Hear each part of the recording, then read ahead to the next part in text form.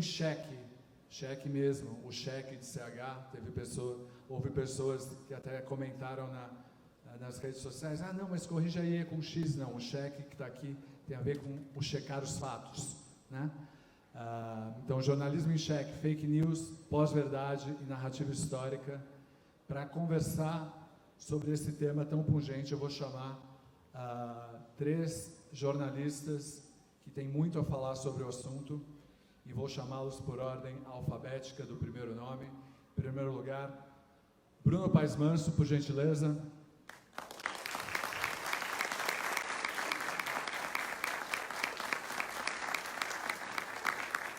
O Bruno, que eu tenho o prazer de conhecer há muitos anos, além de jornalista, ele foi estudar de fato, ele é doutor em ciência política e trabalha no Núcleo de Estudos de Violência da USP. Ele é autor de um livro recente que está dando muito o que falar, com razão, né? Esse livro se chama A Guerra, a Ascensão do PCC e o Mundo do Crime no Brasil, foi escrito em conjunto com Camila Nunes. Muito obrigado pela sua presença, Bruno. Chamo aqui para a mesa o Leonardo Sakamoto.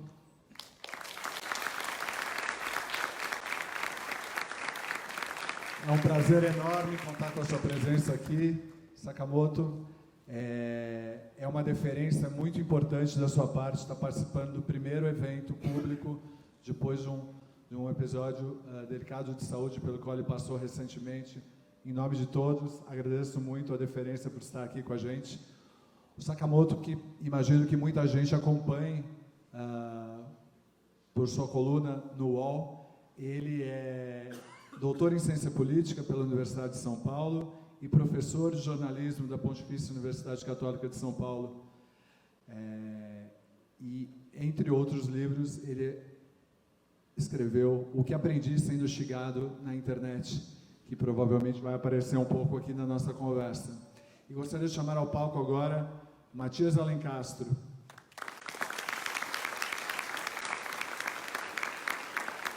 Que é doutor em política por Oxford, trabalhou como pesquisador no SEBRAP, que é o Centro Brasileiro de Análise e Planejamento, e também foi diretor do IPEA, diretor de Relações Internacionais do IPEA, o Instituto de Pesquisa Econômica Aplicada. Atualmente, o Matias, ele é colunista do jornal Folha de São Paulo. E eu terei o enorme prazer de mediar essa mesa. E eu sou o Roberto Guimarães, vocês já sabem que eu sou o idealizador da Flima, que moro aqui. Eu sou jornalista de formação e atuo como editor e como escritor.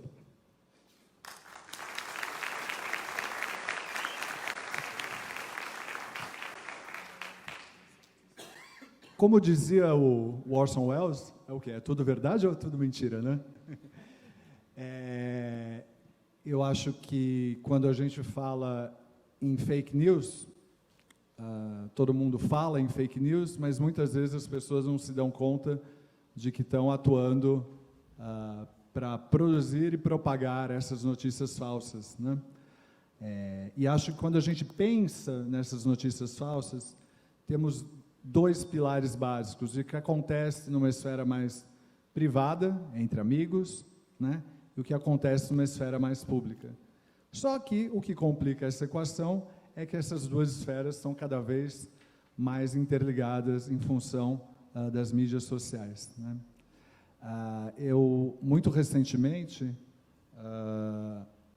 e eu vou ler um trechinho disso para passar as considerações iniciais dos nossos convidados, acho que foi um dos primeiros textos, Léo, que você escreveu depois de retomar a coluna, foi logo após o atentado contra o Bolsonaro, que toca muito no tema do que a gente vai conversar hoje, né?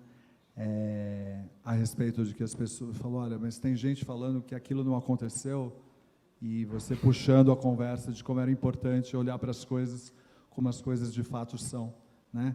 E eu vou ler um trechinho aqui, que diz assim: a ideia de pós-verdade, quando a emoção ao transmitir um fato é mais importante para gerar credibilidade em torno dele do que provas de sua veracidade em si, nunca pareceu tão pertinente, né?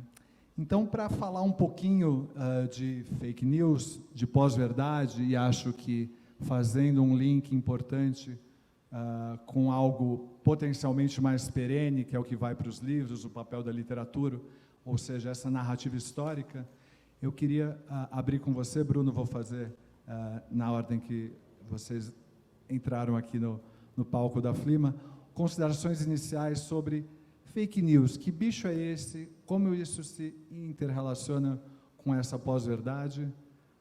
Como é que é essa construção da narrativa e qual que é, nesse mundo em turbulência, o papel do bom jornalismo nesse sentido? Sempre tem o ritual de apertar o botãozinho. Boa tarde a todos, é um prazer estar aqui compartilhando essa mesa, estou super emocionado, tenho acompanhado as mesas, todas me tocaram muito e foram sensacionais. Queria dar parabéns para o Beto, para a Ana, para o Vanderlei, que fez a curadoria, e para todos que têm participado da mesa, que, enfim, é uma responsabilidade aqui estar conversando com vocês. E o envolvimento da comunidade, né? Isso realmente é interessante ver como a cidade participou, abraçou o evento, e isso é sensacional. E obrigado pelo convite, então. Eu sou jornalista old school, vamos dizer assim. Eu trabalhei muito tempo em redação, trabalhei em grandes redações muito tempo, trabalhei 10 anos no jornal Estado de São Paulo, e, de alguma forma, eu testemunhei essa transformação intensa que começou a acontecer no jornalismo e nas redes sociais. Em 2013, eu estava cobrindo pelo Estadão as manifestações de junho de 2013, na rua e tal, e tudo aquilo foi muito intenso para quem viveu aquele período. E eu, como um jornalista da grande imprensa, né, vamos dizer assim, estava cobrindo aquilo. Os meus amigos do Mídia Ninja começaram a se organizar a partir daquele momento também, com um novo tipo de cobertura, e a grande imprensa passou a ser muito contestada, né? Para mim foi um baque mesmo, porque o pessoal com celular nas ruas, eu acompanhando com eles muitas vezes, e a gente trabalhando como sempre se trabalhou no jornal, tentando entender o que estava acontecendo, mas depois você se afasta e tenta escrever de forma justa, tenta entender aquilo que você testemunhou, mas era difícil concorrer com os celulares e com as imagens em tempo real, com o streaming, né, que estava começando naquele momento. E tudo aquilo foi muito impactante. A gente foi mudando a cobertura. Eu fiz um tipo de matéria no começo, estava fazendo outros tipos de matérias, porque as coisas estavam se transformando. Eu estava aprendendo muito naquele período, né? Depois eu saí do Estadão, achei que era o momento de arriscar em outras formas, tal. Cheguei a trabalhar com a imprensa alternativa. A gente chegou a criar um site, o Léo conheceu, a Ponte Jornalismo, que trabalhava com a questão da violência também, e a Ponte Jornalismo, ao mesmo tempo, se desdobrou no Jornalistas Livre, que é outro grupo, um outro veículo da imprensa alternativa, e eu, nesses últimos 4 anos, tenho acompanhado o fenômeno das fake news, tal, e é uma coisa que, de alguma forma, nessa minha trajetória, eu sempre tentei martelar e bater nessa tecla, que muita gente fala da grande mídia versus imprensa alternativa, né? E para mim essa questão sempre foi equivocada. Para mim era bom jornalismo versus mau jornalismo, né? O que é bom jornalismo, o que é mau jornalismo? O bom jornalismo pode ser feito na grande imprensa e na imprensa alternativa, e o mau jornalismo pode ser feito na grande imprensa e na imprensa alternativa. Então, o que produz o bom jornalismo, né? O que é uma matéria boa? O que uma matéria boa precisa ter para ser considerado uma matéria justa? Você tem que ouvir os diversos lados, você tem que ter, de alguma forma, demonstrar algum tipo de isenção e ser justo com a história que você está contando. Você tem que demonstrar a intenção de busca pela verdade, pelo menos. E isso envolve diversidade de fontes, envolve uma experiência real naquilo que você está vivendo, tal. Mais do que mídia alternativa versus grande imprensa. E eu acho que, talvez, na fake news, uma coisa que a gente tem discutido pouco, eu acho que é o mais importante, é justamente o novo ecossistema de produção de informações que tem aparecido aí, que, de um lado, o jornalismo ele não tem mais como se financiar, ele está numa crise de financiamento como nunca houve, né? Então as redações estão realmente demitindo, e jornalismo é o cobrador de ônibus da vez, enfim, não tem mais como pagar, deixou de ser considerado uma profissão, né? E a profissão de jornalista é uma profissão que você tem a sua credibilidade como a sua única mercadoria. Quando você perde sua credibilidade, sua profissão, você fragiliza profissionalmente, né? Então isso deixou de acontecer. E, ao mesmo tempo, nessa horizontalidade, nessa democratização das informações, que tem um lado positivo, mas também você tem uma nova forma de economicamente premiar aqueles que são mais populares e mentem muitas vezes para serem populares, ou que distorcem os fatos para serem populares, ou que criam informações para, na sua bolha, fazer sucesso e serem populares e serem premiados economicamente. Então, você tem uma nova engenharia financeira aí que premia a mentira e o entretenimento e as notícias falsas, etc., e você tem, ao mesmo tempo, instituições importantes para a democracia, como o jornalismo, sendo fragilizadas economicamente, né?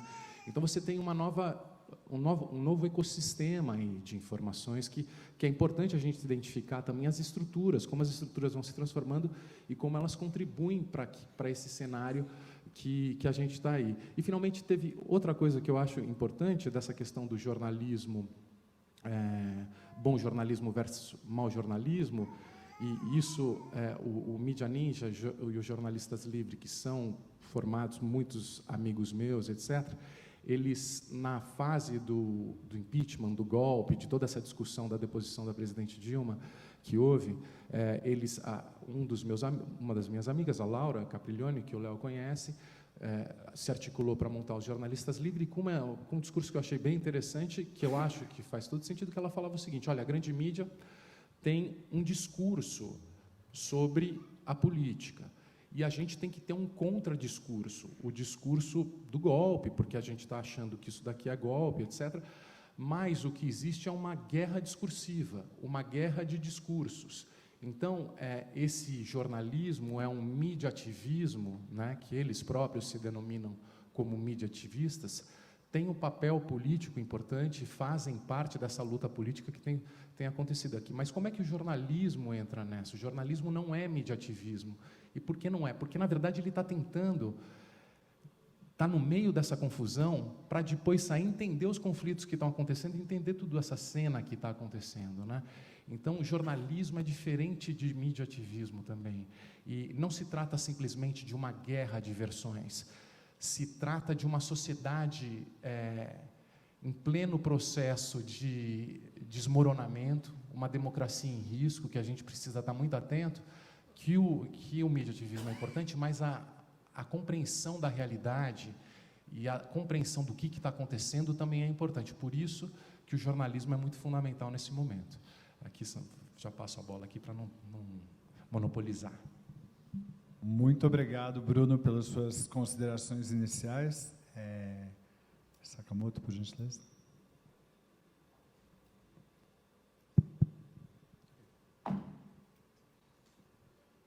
Bem, boa tarde a todas e todos. Quero agradecer o convite, cumprimentar a todo mundo por estar aqui ouvindo a gente agora, batendo um papo sobre um assunto, digamos, quente, né, do momento, e que vai dar ainda muita dor de cabeça até o final das eleições. Tentando pegar alguns ganchos de até onde o Bruno trouxe a gente, nas considerações dele, e indo um pouco adiante, em alguns pontos.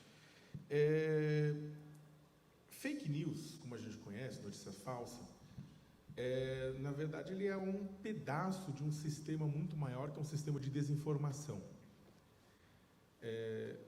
A gente tende a chamar fake news, inclusive, muito por culpa da influência do digníssimo presidente dos Estados Unidos. Muita gente acostumou-se a chamar qualquer coisa com a qual não concorda de fake, né? A gente vai até falar o porquê daqui a pouco, ou chamar qualquer mentira que transita na sociedade de notícia falsa também. Só que notícia falsa é um campo de estudo da ciência. Existem pessoas que muito antes de Trump utilizar esse conceito, já discutiam, há mais de 10 anos já discutem, na verdade, notícia falsa, os desdobramentos disso, a sua conceituação. Tem alguns grupos, o pessoal de Singapura, o pessoal da França, que tem uma definição que eu acho extremamente rica para a gente poder trabalhar. É claro que essas definições e essas discussões, elas não esgotam o debate, porque não há um consenso global a respeito do fenômeno.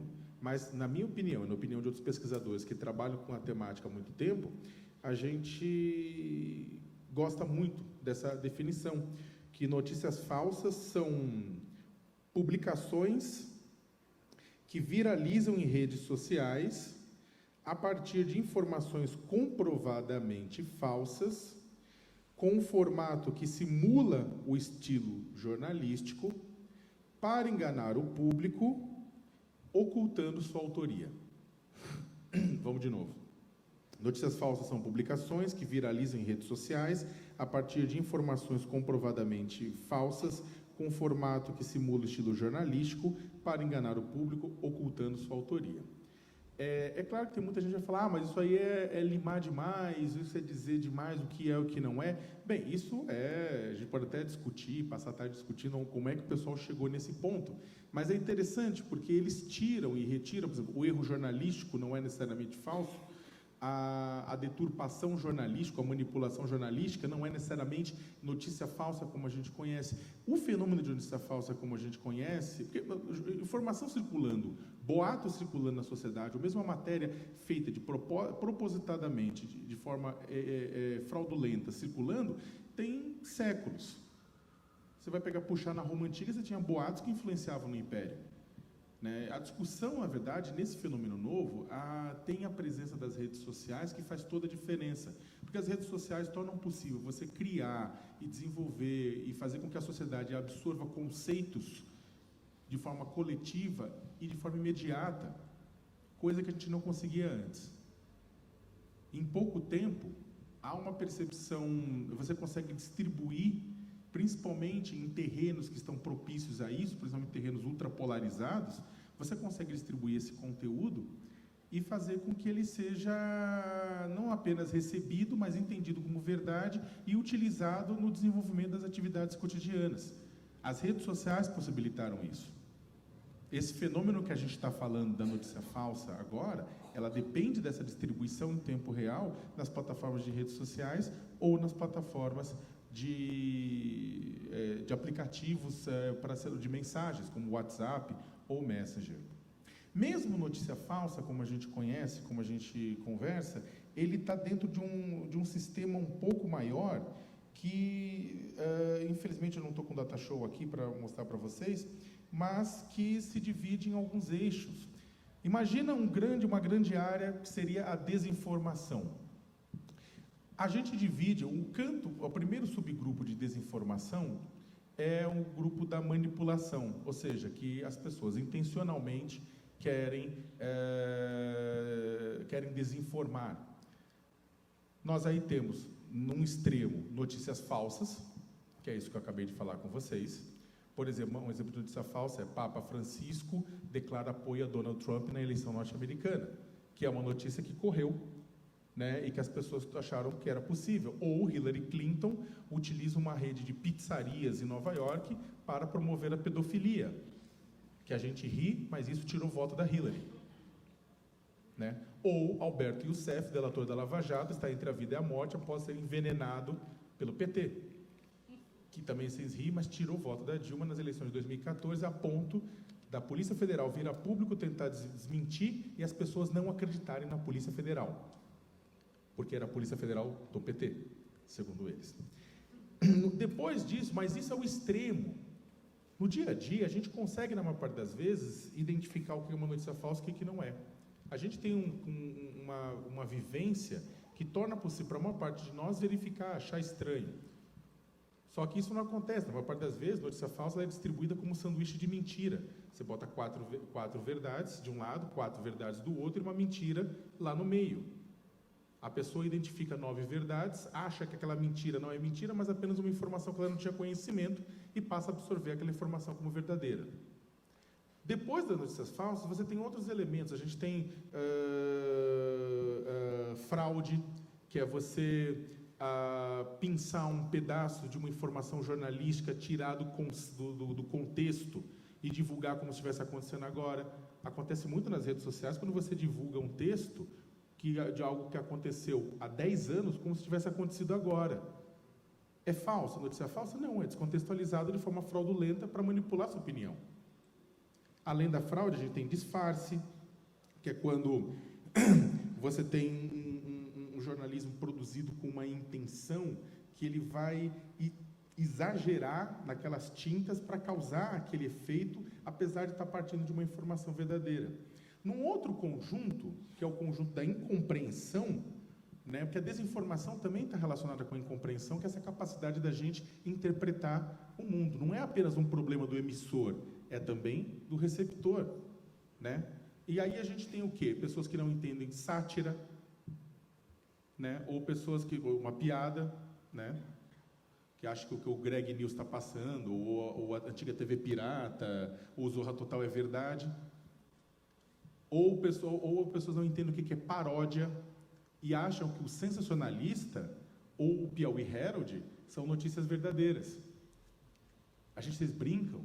Um dos piores problemas de briga doméstica com relação ao sensacionalista é isso. É gente da família que usa o sensacionalista como prova de um elemento de um debate familiar. Sabe aqueles debates da noite de Natal? Com aquele tio que sempre passa alguma coisa? Né? Então, o sensacionalista, ele está naquele meio. E, é claro, o tio do pavê, que solta aquilo lá, mas olha que essa aqui, notícia aqui. Tem um equivalente sensacionalista mais à direita, que um dia colocou que Leonardo Sakamoto teve Porsche roubado e reclamou na polícia. Até hoje as pessoas me param na rua para me xingar por causa do Porsche, que eu teria ganhado o Porsche do PT. Aí eu falei, se eu ganhei, alguém me aponta, que eu não sei onde eu parei, adoraria ter de volta. Mas, caminhando para o final da minha fala, tem o terceiro elemento, por exemplo, opinião. Como assim opinião? Sim, opinião é motivo de incompreensão. O problema, na verdade, não é questão de fake news, não é as pessoas não saberem o que é fake news. Um problema muito mais grave é o que as pessoas não sabem o que é news. As pessoas não sabem a diferença de um texto noticioso, narrativo, de um texto opinativo. Nós não temos uma coisa que seria muito básica, deveríamos ter, desde o ensino mais básico, educação para a mídia. Educação para a mídia não é aprender a ler textos de esquerda, como eu já ouvi do pessoal da Escola Sem Partido, com todo respeito, quer dizer, com respeito nenhum, pensando bem. Mas o pessoal colocava e falava, não, mas a educação para mim está querendo doutrinar a pessoa. Não, eu estou querendo que ela saiba simplesmente ler um texto, saber o que está lendo. E ao divulgar um texto, tomar cuidado para que ela não coloque e passe adiante informação que seja perniciosa para o desenvolvimento da sociedade. Mas as pessoas não sabem, muitas vezes, o que é opinião do que é notícia. Então, se você fala alguma coisa do tipo, olha, a reforma trabalhista é equivocada, você vê economista, você vê deputado, você vê jornalista falando, Sakamoto distribuindo fake news. Falei, velho, não é nem news, é minha opinião. Lá dentro tem informação, mas isso aqui é um texto eminentemente de um modelo opinativo. Só que a sociedade não está preparada para isso, e da pessoa mais simples até o universitário. Então, o que acontece? Esse sistema de desinformação, ele precisa ser entendido pela sociedade, precisa ser combatido. Combatido através de educação, de formação básica, de formação de leitores, né? 2, de formação de pessoas que sejam capazes de fazer parte do debate na esfera pública de uma forma qualificada, porque sim, as pessoas sempre perguntam o que a gente tem que fazer, qualificar o debate público. Nós, jornalistas, temos uma responsabilidade até maior com relação a isso, mas todo mundo tem a mesma responsabilidade. Se você senta numa mesa de bar e fala, você ouve um amigo seu falar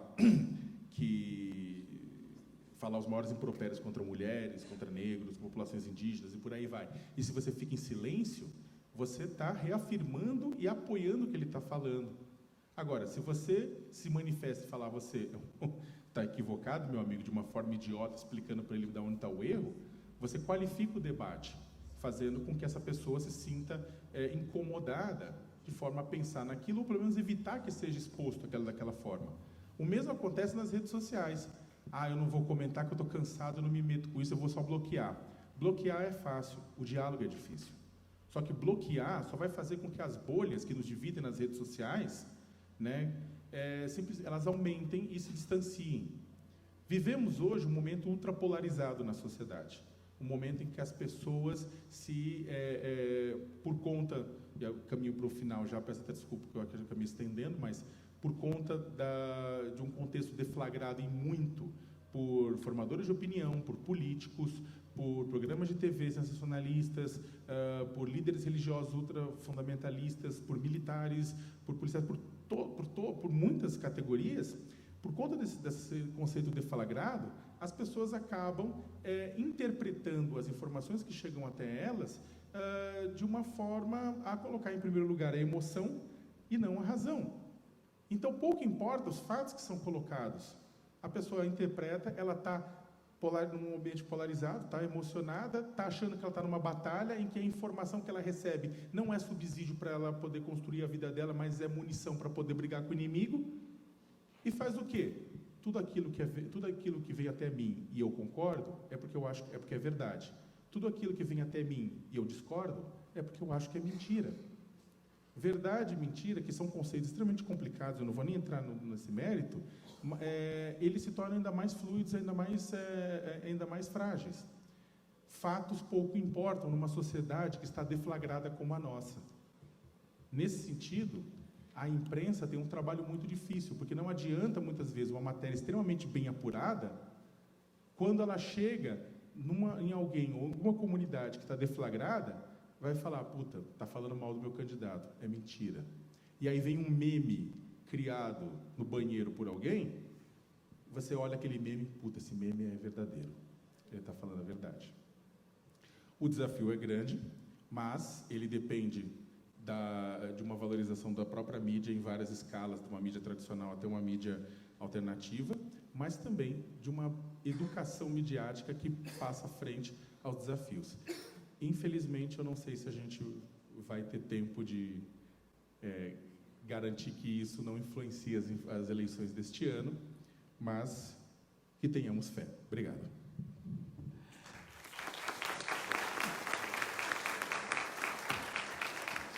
Muito obrigado pela sua fala inicial, Léo. E, Matias, você vai ter a fácil missão, depois dessas duas falas, de acrescentar uma outra camada ao debate. Se me permite uma sugestão, acho que a sua perspectiva internacional pode colaborar bastante para isso. Ótimo, facilita.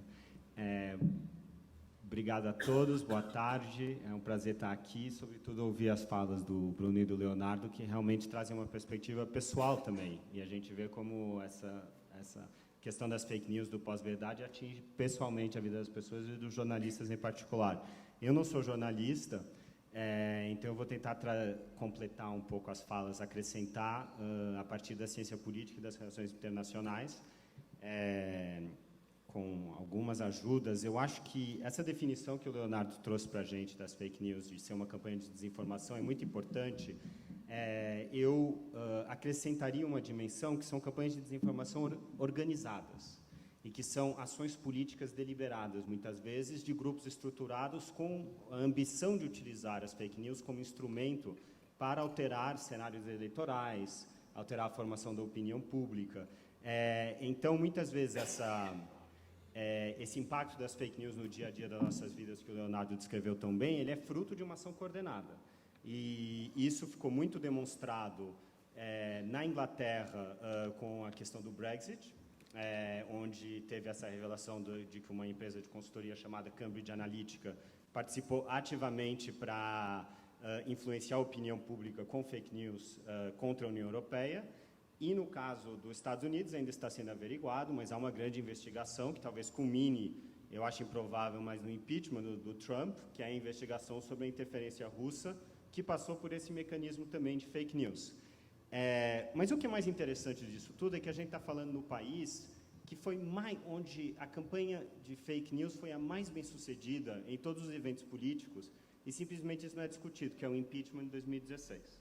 O impeachment da Dilma, na semana do impeachment, mais de metade das notícias que eram compartilhadas no Brasil eram fake news.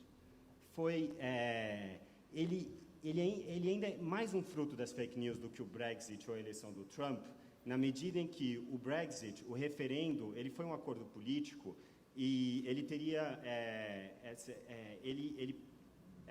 o referendo ele teria acontecido independentemente das fake news. E a eleição do Trump, apesar de ter havido movimentos de voto muito substanciais, as últimas estimativas indicam que as fake news não foram decisivas para a vitória do Trump.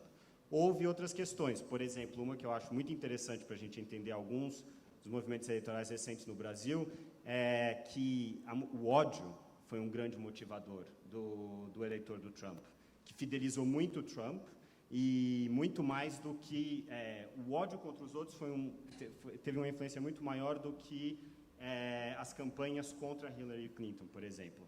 No caso do Brasil, eu tenho muitas dúvidas que o impeachment tivesse acontecido sem as fake news.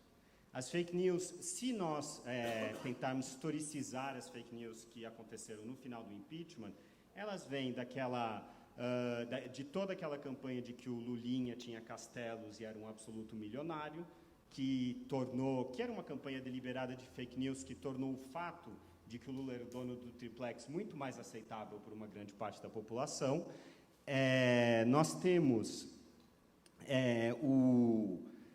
o fato que também no Brasil a questão das fake news no impeachment nunca chegou a ser investigado.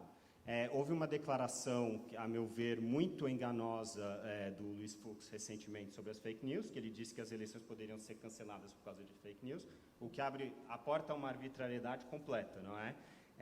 Mas aqui nós resolvemos com juízes o que nos Estados Unidos e na Inglaterra se tornou um verdadeiro debate público sobre o papel das fake news na nossa sociedade.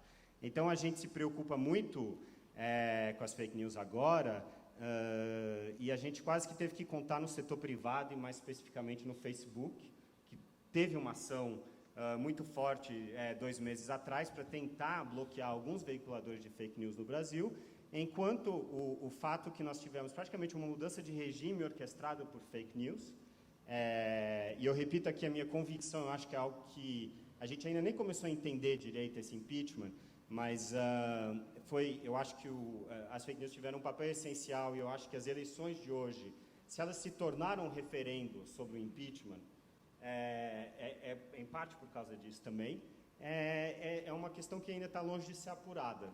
E o fato dessa questão das fake news no impeachment e na sociedade brasileira não estarem sendo apuradas devidamente, embora hajam algumas reações, e eu, por exemplo, destaco a agência Lupa, essas agências de fact-checking têm feito um trabalho muito importante nessas eleições, hoje em dia a gente já tem candidatos que praticamente eles estão concorrendo com uma pauta fake news. E aí eu tenho aqui eu vi ontem, até fazendo um Google, eu vi que para mim é uma síntese do que é a origem histórica e a forma como as fake news funcionam no Brasil, que é um panfleto de um candidato do MBL, que é um blogueiro, que ele aparece ao lado do teórico político Olavo de Carvalho, e depois ele tem um pequeno destaque embaixo que escreve: eu apoio as antivacinas. Por que isso, para mim, é a síntese da ideia de fake news no Brasil? Primeiro porque o Olavo de Carvalho ele foi um pregador do deserto durante décadas, cujas ideias elas foram disseminadas através desse instrumento que é as fake news. Segundo porque esse candidato ele faz parte de um desses movimentos que foram veiculadores dessas fake news, que organizaram essas campanhas essas campanhas políticas, inclusive durante o impeachment. E por fim, porque as antivacinas, elas, e é um pouco na linha do que o Leonardo tinha falado, as campanhas antivacinas são uma das fake news mais antigas do mundo. O historiador da ciência, Michel Serre, ele sempre disse que a área de saúde é o lugar onde a razão tem mais dificuldades em penetrar a sociedade. Corretamente. E há muitas razões, às vezes, para se questionar o racionalismo na saúde, mas há muita gente que faz uma exploração política disso. No caso da AIDS, por exemplo, nós sabemos, perdemos décadas no combate à AIDS por causa da fake news, porque havia campanhas que diziam que os americanos cultivavam o vírus da AIDS nos laboratórios nos anos 80, depois você tinha chefes de Estado africanos, mais precisamente da África do Sul, sucessor do Mandela, que dizia que ele tomava um banho depois das relações sexuais para evitar o risco de contaminação, e as consequências nas nossas vidas desse tipo de desinformação de figuras políticas teve consequências diretas. No campo das vacinas, é muito curioso porque, durante os anos 90, a gente achava que essas campanhas anti-vacinas tinham sido praticamente erradicadas. Elas voltaram com muita força no tempo das fake news. Na Itália, o atual ministro do Interior, que é membro da Liga Norte, que é um movimento de extrema-direita, que governa em coalizão com um governo um pouco estranho, um arranjo bizarro, ele também tem, das primeiras declarações praticamente programáticas dele, era reduzir as campanhas de vacina na Itália. Hoje, isso é um dado que surgiu essa semana que eu achei muito pertinente aqui para esse debate. A Itália e outros 2 países europeus, eles têm uma taxa de vacinação menor do que o Senegal e o Burundi. Então, isso é uma inversão de valores total para a gente, porque são as sociedades africanas que nós achamos que são as tradicionais, as tribais, as místicas, as que não acreditam na ciência, e hoje em dia elas estão mais acostumadas com esses avanços básicos da modernidade, que são as vacinas, do que as sociedades desenvolvidas. E eu acho que isso é muito sintomático da penetração dessa questão das fake news nas políticas públicas também. Por fim, eu queria fazer uma breve digressão que eu acho que pode também ajudar no debate. Será que a gente fala muito de fake news e não questiona, entre aspas, true news, e o fato da gente ter o pós-verdade ser uma crise, de certa forma, dessa ordem global, que nos anos 90 nos era apresentada como absolutamente consolidada, que era uma organização, uma ordem internacional organizada em torno de democracias, um sistema financeiro que nunca mais entraria em crise, e até 2008, nas vésperas do colapso do Lehman Brothers, que levou à crise financeira, que mudou as nossas vidas exatamente 10 anos atrás, o presidente do Banco Central americano, Alan Greenspan, dizia que o sistema era infalível e que as securities do imobiliário eram as coisas mais seguras que a gente poderia ter. Foi tudo abaixo. Essa crise do que era verdade não nos levou a enfrentar agora. As fake news não são uma crise, não são uma consequência, perdão, dessa crise da verdade. E essa crise da verdade, talvez elas não nos ajude a entender como a gente está vivendo nessa eleição uma situação absolutamente fenomenal em que os 2 candidatos estão na frente das sondagens. Na entrevista na Globo, onde normalmente os candidatos se curvam, eles vão esculhambar a Globo, eles vão atacar a Globo. E eles vão atacar uma instituição que, por mais, obviamente, críticos que a gente seja sobre a Globo, ela era, de certa forma, um patrimônio do jornalismo institucional brasileiro e, de certa forma, a detentora da verdade no Brasil. Eu acho que a gente tem que ver essa questão simbiótica entre o que são as fake news e o que é essa crise do pós-verdade, que também está no título aqui da apresentação. É isso. Muitíssimo obrigado. Eu acho que você trouxe o conjunto das falas, né? Trouxe muita coisa para a gente explorar aqui, e vamos fazer a partir de agora. Eu quero avisar que vamos abrir sim para perguntas, elas podem ser feitas por escrito, a monitoria vai pegar essas perguntas, daqui a uns 15 minutinhos recolhe as perguntas, 15 minutos para fazer isso, daí traz as perguntas para cá, e daí eu faço essas perguntas aqui, conforme elas chegarem. Eu acho que tem uma coisa na sua fala, Matias, que me chama a atenção, que é esse questionamento se fake news não é uma reação ao não saber o que fazer com a percepção de que o sistema, como ele existia, deixou de existir, e que não se sabe o que virá no lugar dele, né? Então, claro que é fácil falar em crise de capitalismo e tal, mas o que a gente está falando é muito além disso, que é o que você trouxe na sua fala, e acho muito interessante a gente pensar por essa perspectiva. Uma outra coisa que você falou, que me chama bastante a atenção, é quando, em função do que aconteceu na Inglaterra e nos Estados Unidos, o Facebook se viu obrigado a adotar, né, o fact-checking, e fez isso no Brasil, e contratou, não sei se foi a Lupa, não me lembro quem que eles contrataram, mas enfim, qual que foi o que saiu no dia seguinte, não sei se vocês lembram? Saiu fake news, desculpa nomear, novamente, o MBL, acusando fake news de fazer, o Facebook, de fazer fake news, né? Então, esse é o ponto a que a gente chegou, né? Esse é o ponto que a gente chegou. E acho que esse ponto, talvez ele esteja muito ligado a uma característica da contemporaneidade, que está também ligado a essa possibilidade de produção de notícias ou de informação ou de mídias que estão aqui dentro desse aparelhinho que todo mundo carrega no bolso, que é o que hoje as pessoas, infelizmente, isso é talvez o principal motor da polarização, estão muito mais preocupadas em falar do que em ouvir, né? Então, nessa questão da fala e da escuta, né, eu queria deixar de falar e te escutar um pouco, ou qualquer um dos três que quiser começar essa conversa, assim, uma vez disseminada uma notícia falsa, e vamos tomar como parâmetro a definição que você trouxe, Sakamoto, o que há a fazer? Né? O que há a fazer? O estrago já está feito? Há alguma coisa a fazer contra isso?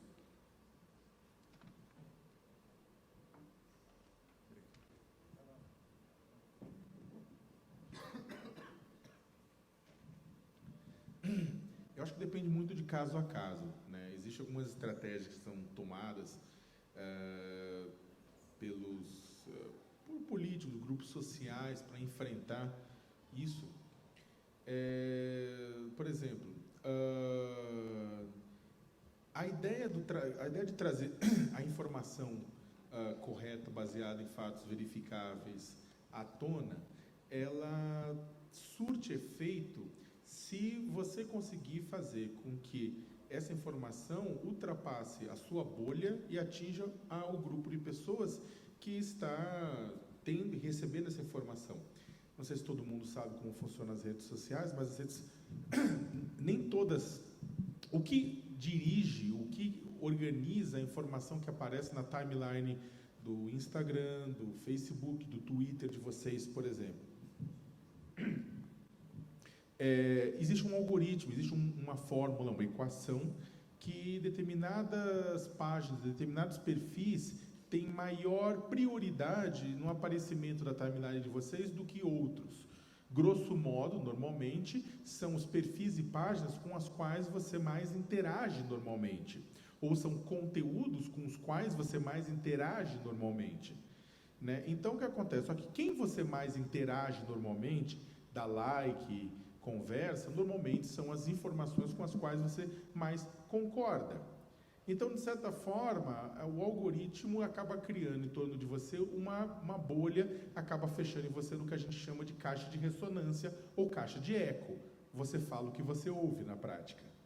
Por que é isso? Porque as plataformas digitais, as empresas, querem tornar aquele lugar um lugar quentinho e agradável. Se você entrasse nas redes sociais e fosse um simulacro da vida no mundo do lado de fora, você ia fugir. Você não ia querer ficar tanto tempo como a gente fica, produzindo informação gratuitamente para as plataformas e consumindo anúncios ou consumindo material impulsionado. Então, está naquele lugar quentinho. Primeiro, tem que fazer com que a informação fure a minha bolha e chegue a outra bolha. Caso contrário, não adianta.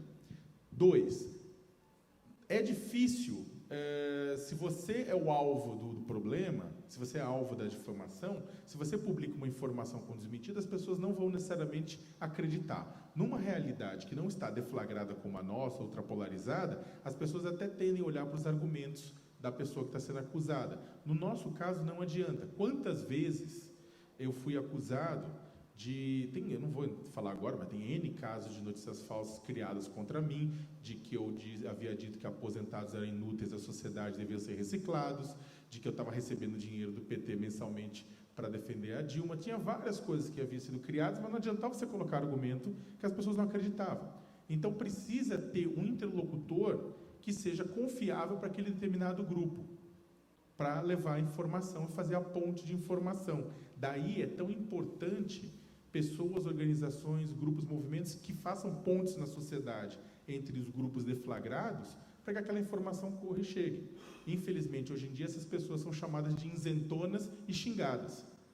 Só que, na verdade, elas são, em qualquer sociedade deflagrada, a pessoas, organizações ponte, são fundamentais. Agora, e aí tem uma coisa que é polêmica, por mais que a gente também critique bastante os veículos de comunicação de massa, os veículos de comunicação de massa têm um papel nesse processo. Por exemplo, quando vem um Jornal Nacional e diz em público, isso aqui é fake news, tem gente que não vai acreditar nem no Jornal Nacional, mas tem muita gente que vai acreditar no Jornal Nacional.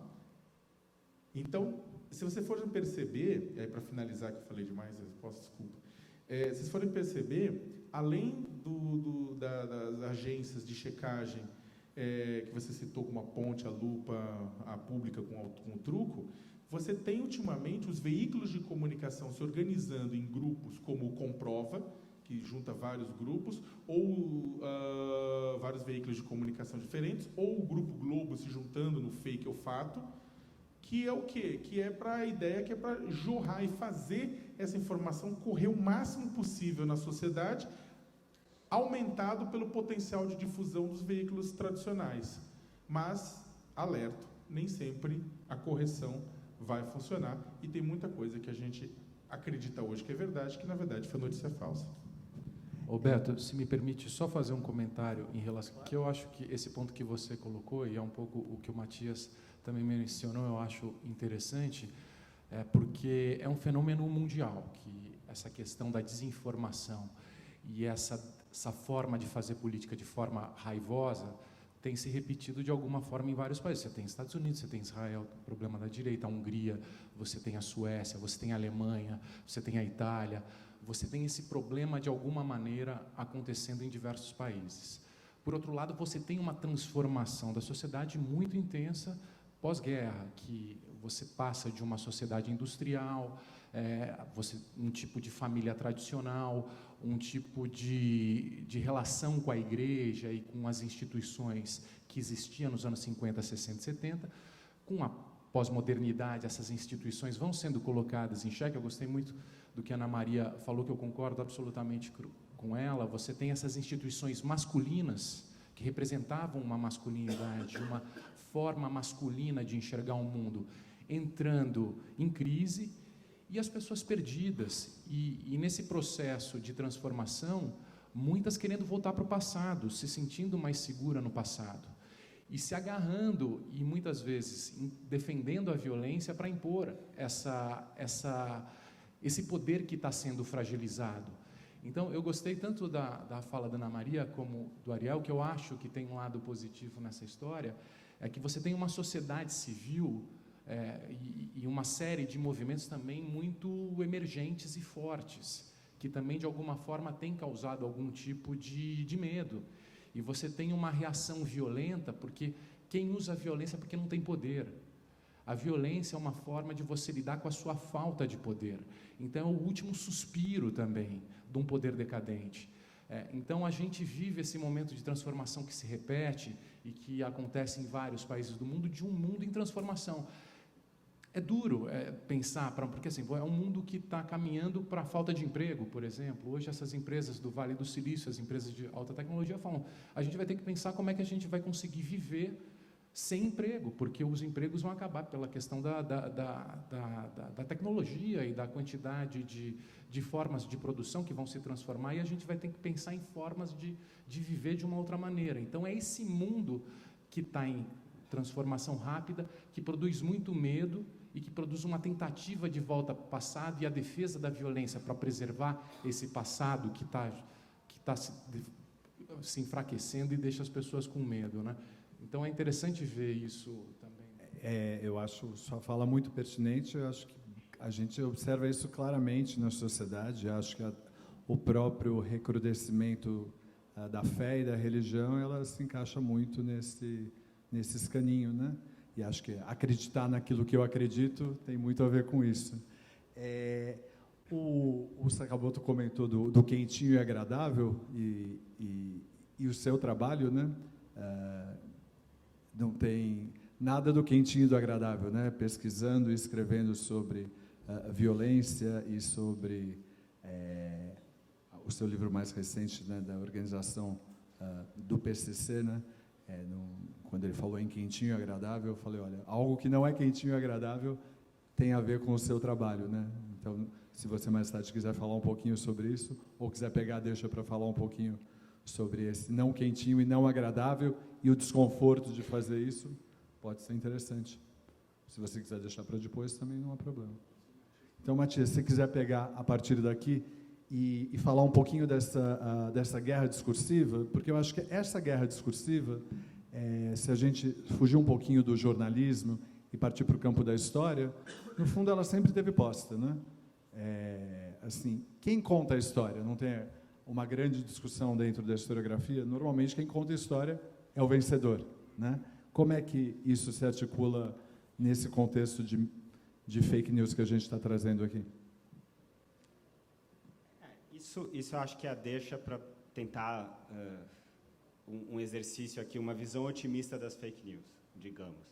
Uma das críticas pós-colonialistas, pós-coloniais, por exemplo, do Habermas, é que a noção de espaço público do Habermas era uma noção eminentemente burguesa, porque era uma noção liberal, organizada pelos países mais ricos, pelos poderosos, como você disse, e a partir do momento em que você quer desconstruir e se apropriar desse espaço público, você tem que criticar essa ordem definida, tradicionalmente definida.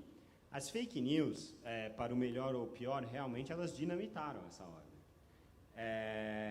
E isso, a maior manifestação disso você vê com essa crise de credibilidade dos jornais, e que eu concordo plenamente aqui com o Sakamoto, que é um problema muito grave, e é uma consequência muito grave dessa história das fake news, porque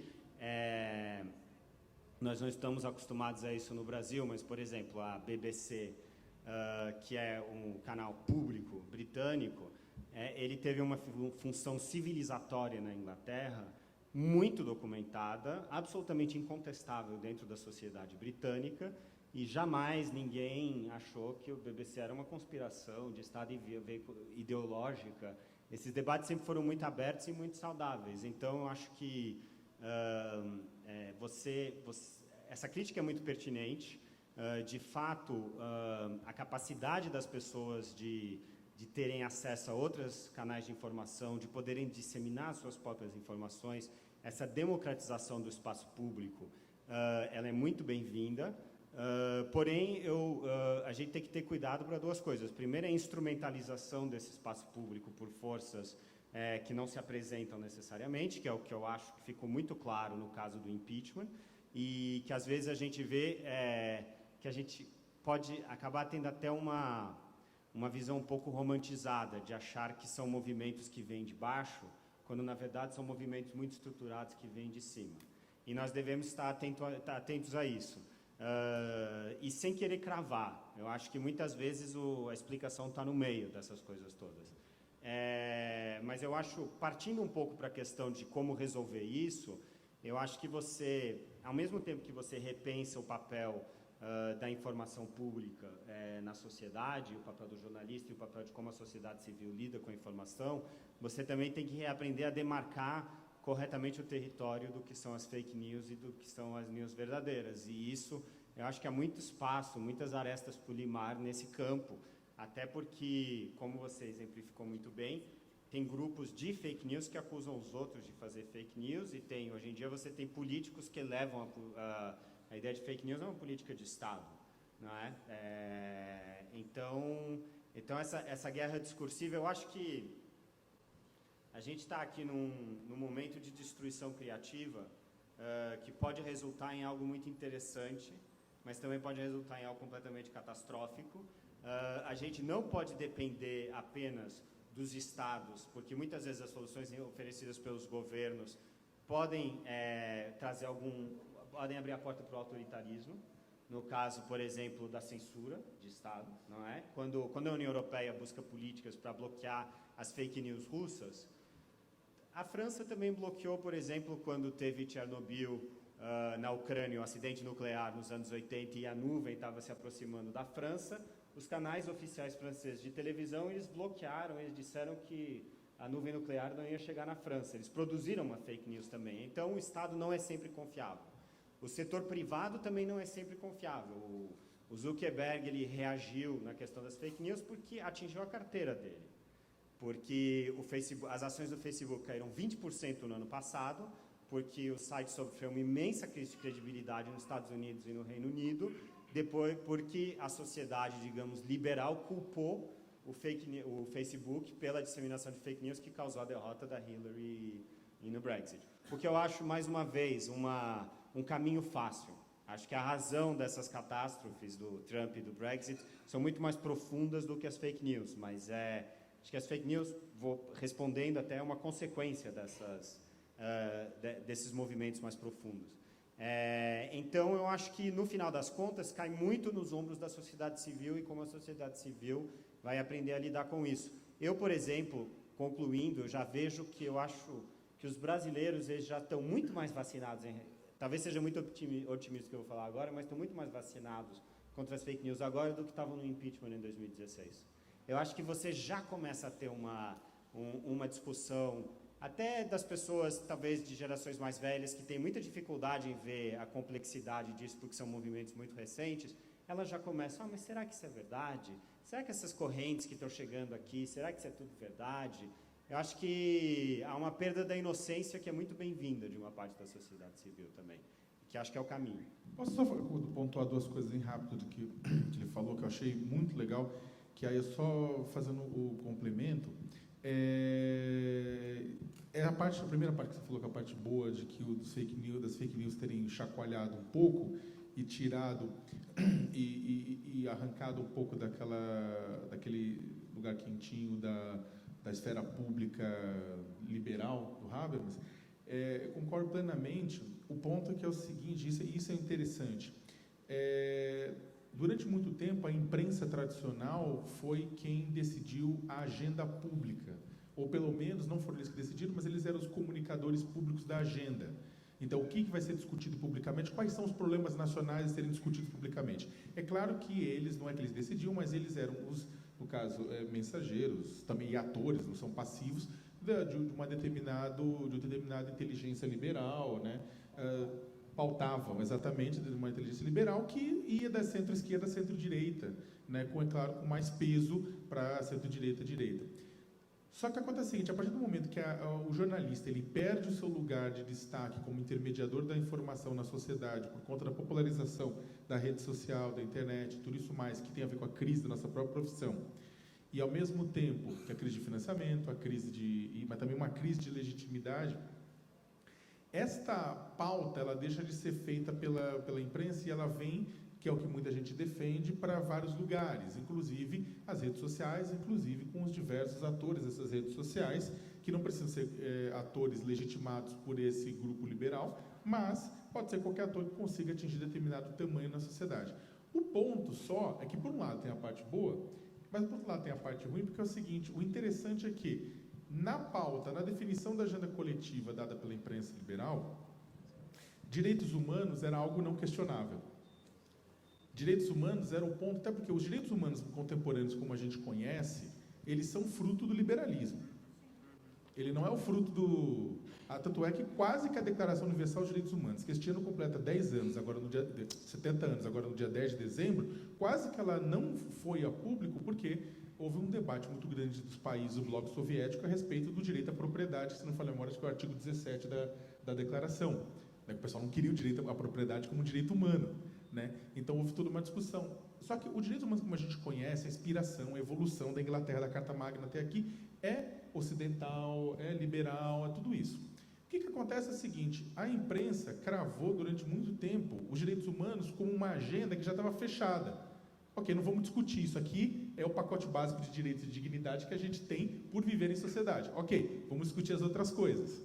Só que a partir do momento que a imprensa ela deixa esse papel de pautar esse debate, e atores que também trabalhavam para o sentido de pautar, outros atores que estavam se sentindo, inclusive, excluídos do processo, e aí eu coloco o pessoal mais à direita, né, excluídos do processo desde a redemocratização brasileira, eles falam o quê? Não, pera lá, Quem é que decidiu que os direitos humanos é uma pauta que já está determinada, já está passada e todo mundo aceita? Não, vamos discutir se isso aqui é pauta, se a gente quer isso.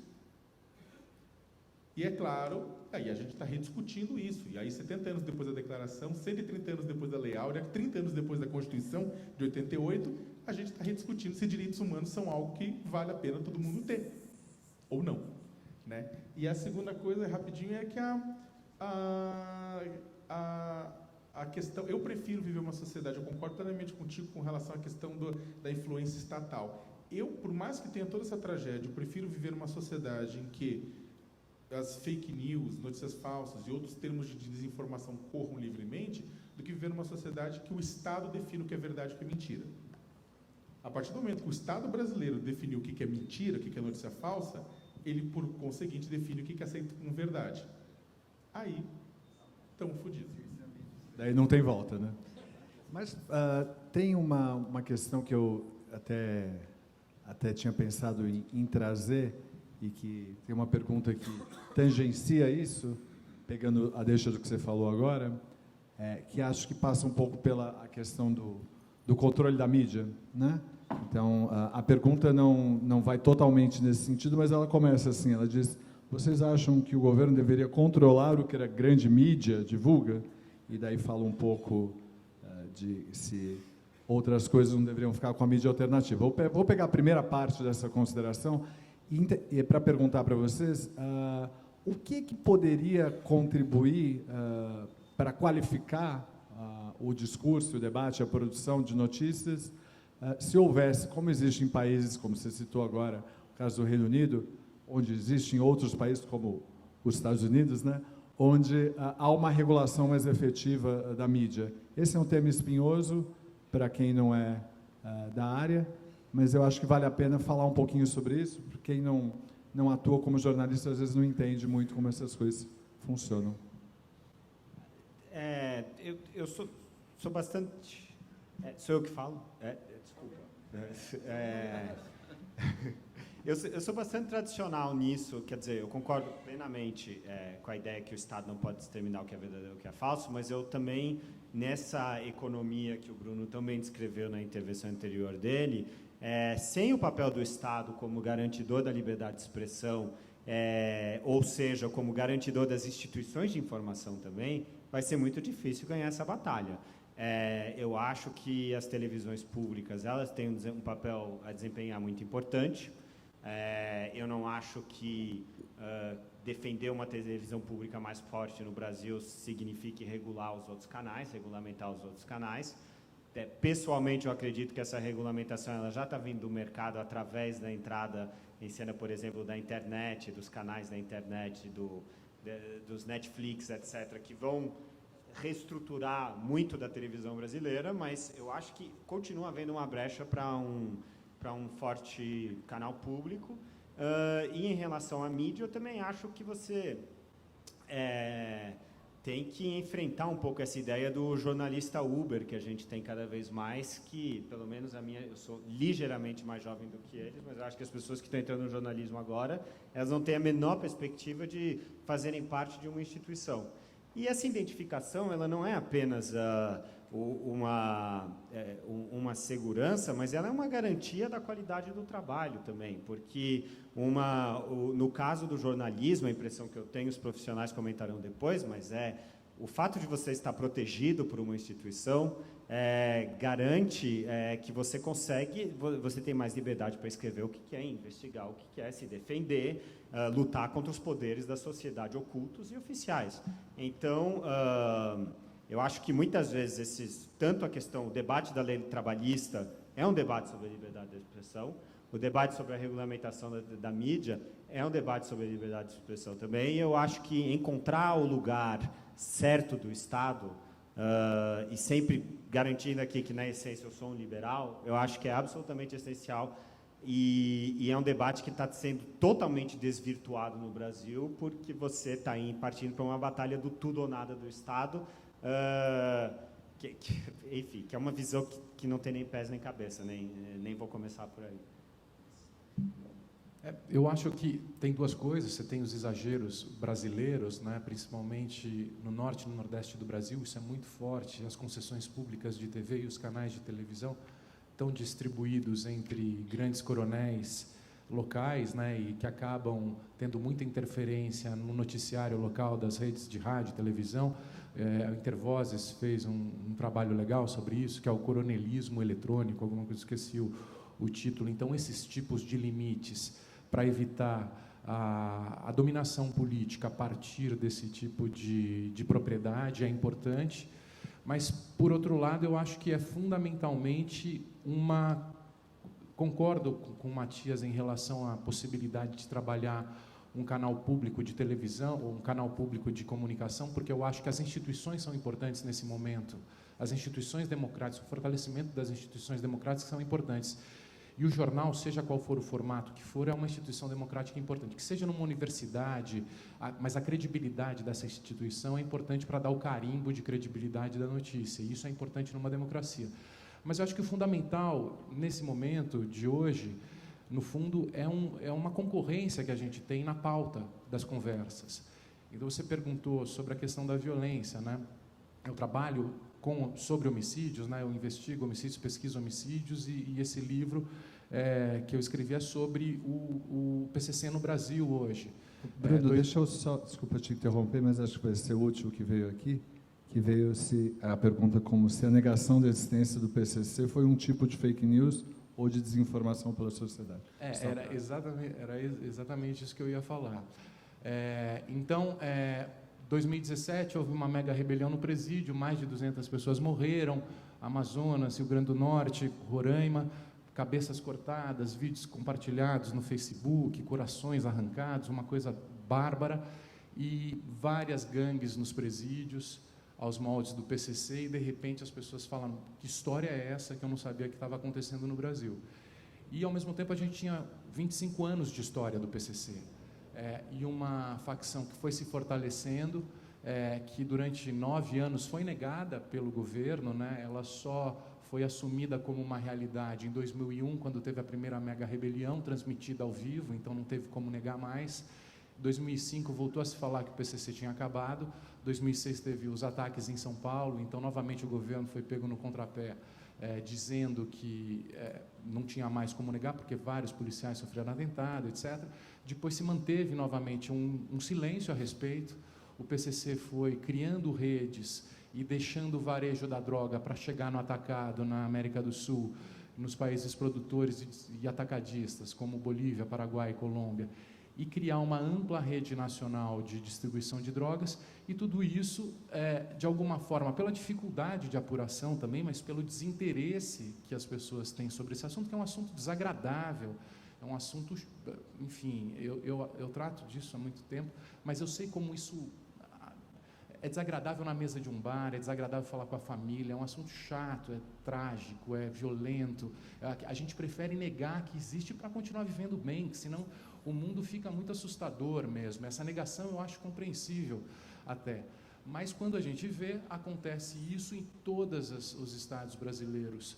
Tem facções, o PCC chegou à América do Sul, tem uma grande distribuição de drogas, o mercado de drogas nunca foi tão bem organizado, isso foi muito pouco tratado. Então, esse tipo de cobertura, a gente fala, esse assunto é importante. Se a gente não abrir o olho para isso e não entender que existe uma complexidade acontecendo aqui, a gente não sabe como lidar com ele e ficar defendendo simplesmente mais cadeia, mais prisão, que é o sal no rabo, né? Eu não vou falar o nome dele, não gosto nem de falar, que o sal no rabo promove mais prisão, mais pena, mais prisão, mais pena, sendo que essa guerra foi o que produziu justamente as gangues prisionais, porque a guerra produz raiva nas quebradas, é um tipo de policiamento ostensivo, nos bairros pobres, que produz raiva da molecada.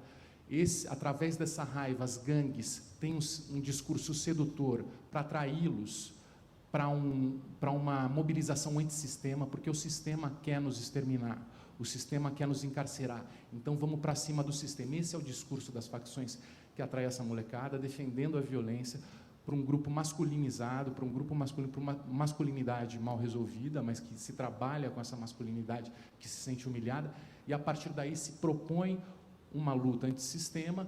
Nas prisões, que passaram de 90 mil para 720 mil presos em 20 anos, em vez de controlar o crime, as lideranças prisionais se fortaleceram e as prisões se tornaram um grande escritório de articulação de uma rede criminal que hoje tem uma complexidade muito maior do que tinha antes das prisões.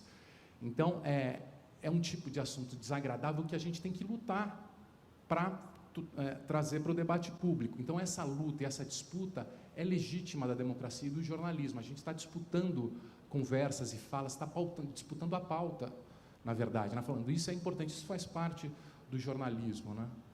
Com toda certeza, né?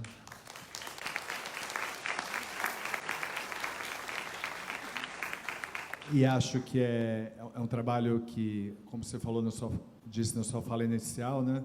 A violência é o argumento de quem não tem argumento, né? Não foi exatamente o que você falou, mas é mais ou menos o que você disse.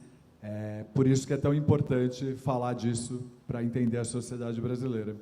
Eu vou pegar aqui, está como uma pergunta do Celso Fernandes, que eu gostaria de direcionar a você, que diz o seguinte: existe risco real de retrocesso ao autoritarismo, seja de direita ou de esquerda, através do voto, aspas, democracia fake? E como promover a reflexão crítica diante dessa overdose de narrativas falsas nas redes sociais?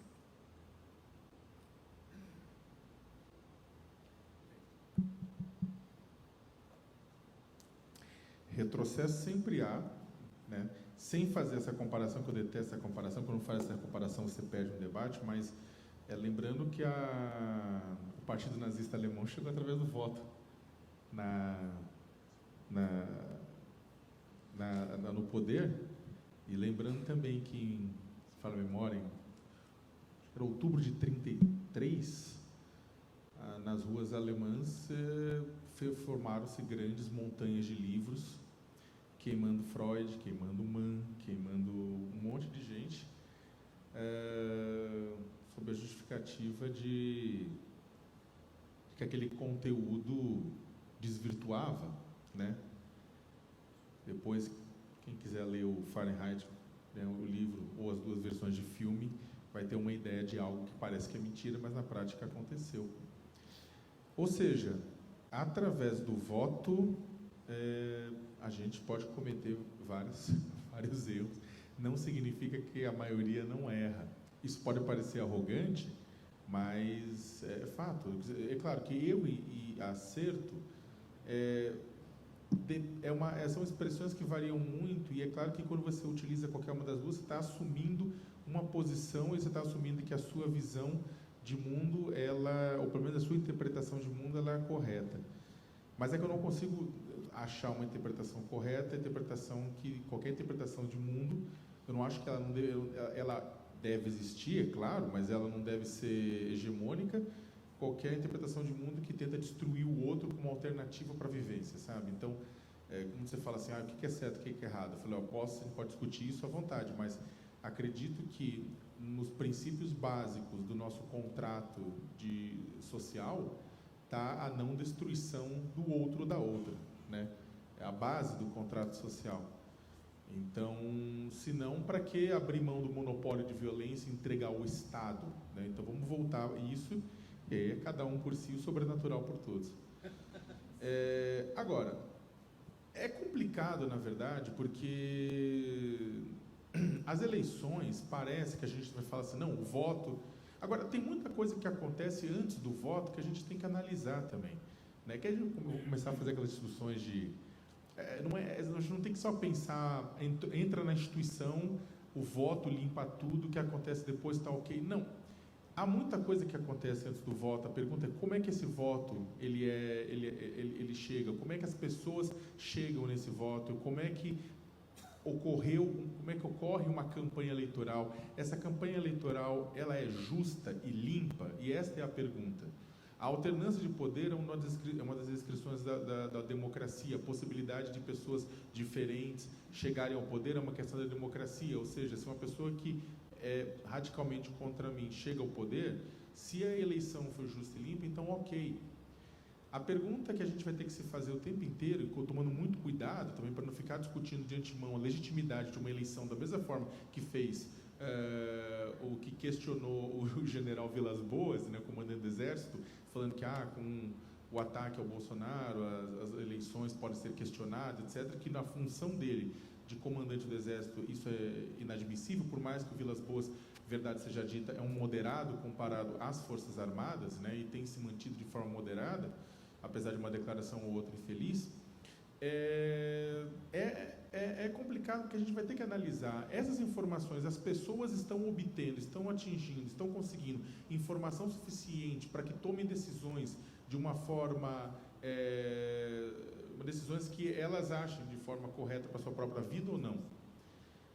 Ao contrário do que as pessoas pensam, o eleitor é racional. O eleitor é extremamente racional. Quando aconteceu o mensalão em 2006, Lula foi reeleito. Por quê? A economia estava crescendo. Economia crescendo, o eleitor faz o seguinte cálculo: minha vida está boa, a situação está boa, está tudo ok, mesmo com aquele escândalo ali, lá, mas a minha vida está indo bem, está surfando e está crescendo. Estou com emprego, estou com dinheiro, estou com tudo isso mais. Ele faz o cálculo racional. O eleitor do Trump nos Estados Unidos, ele faz um cálculo racional. Ele ouve o cara falando todas aquelas aberrações contra mulheres, contra gays, contra tudo, ele vê isso, mas ele faz o seguinte cálculo: ele está prometendo trazer de novo os empregos para a gente, aquele cinturão da ferrugem, e prometendo que ele vai dar menos atenção para a globalização e mais atenção para a economia local. Então, eu vou votar nele. Há um cálculo racional nesse processo. Há um cálculo racional agora? Sim. Tanto é que tem uma parte grande dos eleitores estão votando não é pelos belos olhos do Lula ou do Haddad, mas tem um voto que está caminhando naquela direção por conta da lembrança do crescimento econômico durante determinado momento daquele governo. Não é pela disputa, vamos ser sinceros, por mais que a gente discuta que a questão, outras questões comportamentais são importantes, mas as questões principais dessa eleição se chamam emprego e ordem, /segurança. Percebe que os dois candidatos que mais giram em torno desses fatos são os dois candidatos que na prática estão despontando no segundo turno. Então o que acontece? O eleitor é racional, ele está preocupado com 64 mil homicídios por ano, ele está preocupado com 13 milhões de desempregados. E ele está tentando construir uma saída nesse meio. Agora, você vai falar para esse eleitor que ele está votando, por exemplo, o Bolsonaro promete para ele ordem e promete para ele segurança, para ele tocar a vida, sendo que ele tem um medo, não só o medo da violência, mas o Bruno vai poder falar mais isso que eu, que é o medo do discurso do medo, que muitas vezes é até maior do que... Porque quem deveria ter medo mesmo é a população da periferia, que é a vítima básica desses 64 mil homicídios, né?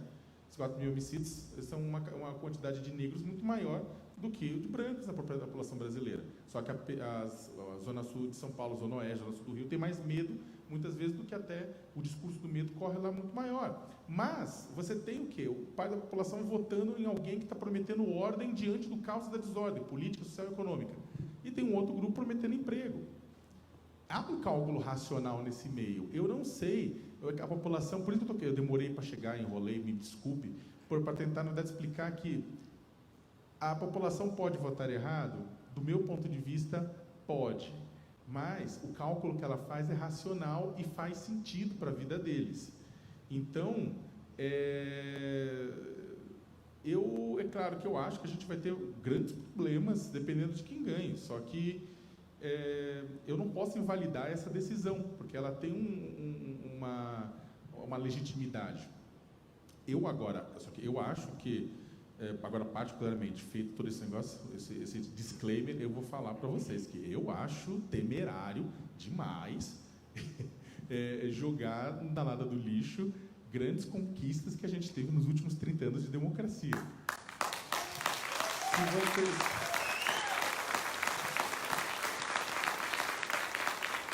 não está falando blogueiro, está falando cidadão, até para deixar claro que está sendo transmitido. Aí eu falo assim, está falando a minha opinião.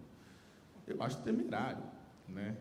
Da mesma forma que temerário é deixar o Temer onde ele estava, mas o problema é que, para isso, gente, não adianta também ficar xingando e gritando. A gente tem que, na verdade, fazer uma discussão de propostas democrática, ao invés de apagar grupos de mulheres que discutem, mesmo ao invés de calar, tentar... Tem gente que comemorou o esfaqueamento do Bolsonaro, eu acho isso odioso, sabe? Eu acho que o que a gente precisa é de mais democracia, não de menos. E democracia só se protege com mais democracia. Então, tem que ser a vitória disso tem que ser no gogó e não de outras formas.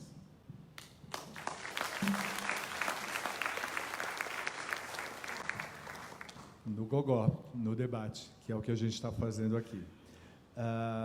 Veio uma pergunta que talvez tenha uma tangência com isso, que estão pedindo uma avaliação das entrevistas dos candidatos no Jornal Nacional, com um comentário de que o que vocês acham dos entrevistadores falarem mais do que os entrevistados, né?